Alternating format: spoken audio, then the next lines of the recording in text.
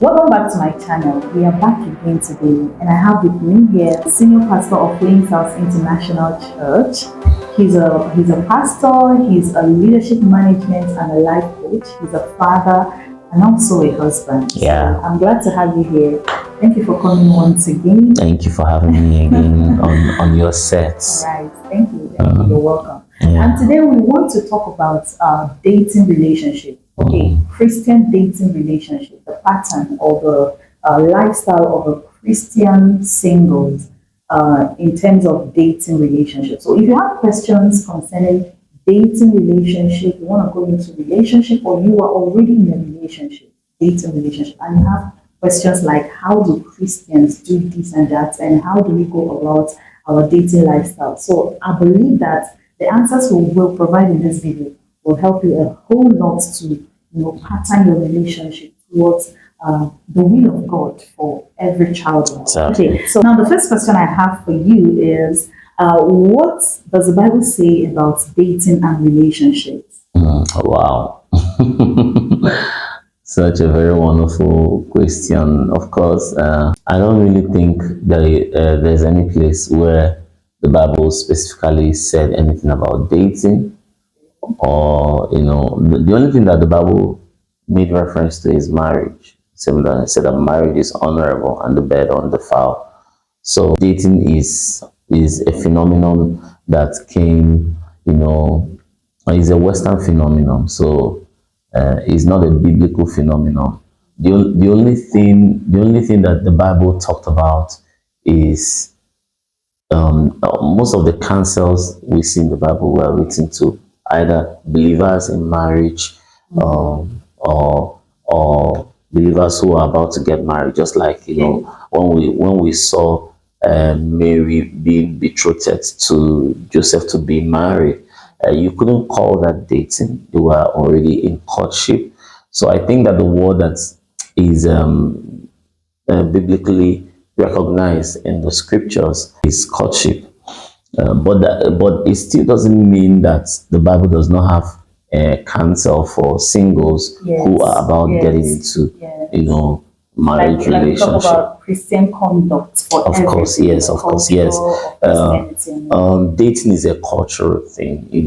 Over time, people, as life evolve and people begin to grow, and their culture also evolved.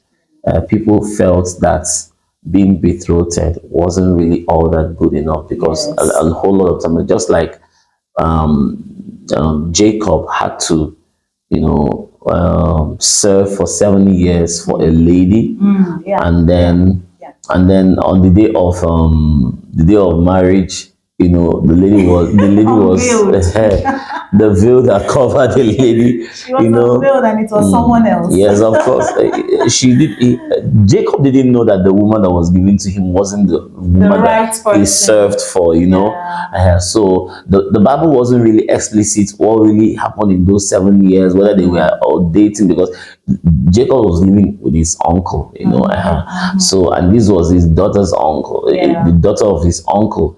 And then finally, when Leah was given to him to be married to, or to be was given to him in marriage, it wasn't what he wanted. Of course. But then the uncle now said, okay, if you still wanted Rachel, then you will now have to serve for another 7 years. 7 years. So, so at the end of the day, Jacob ended up marrying 2 wives.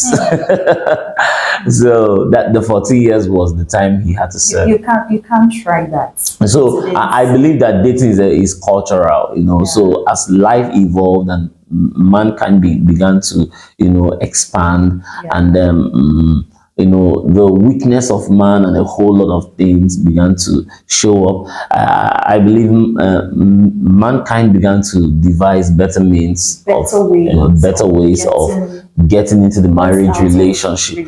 Because I believe that dating is the time of dating is a time people get to know each other, or try out whether a relationship is going to be possible, because being that marriage is something that people have to stay for a long time. So I don't think I would have to be married to this person based on the fact that my mom or my dad, recommended the person, and so, like in the past, families had to, maybe kingdoms had to marry, use marriage as a way of bonding together, or as a way of doing business together. And sometimes many people get into relationships that they don't even want to be in, and all that.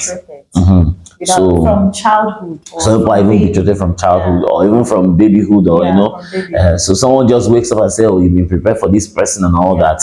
So as life began to evolve, and human rights and a whole lot of things began to happen, and people began to own more of their decisions, began to be more self-willed.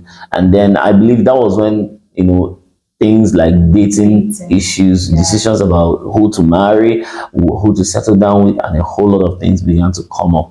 And of course,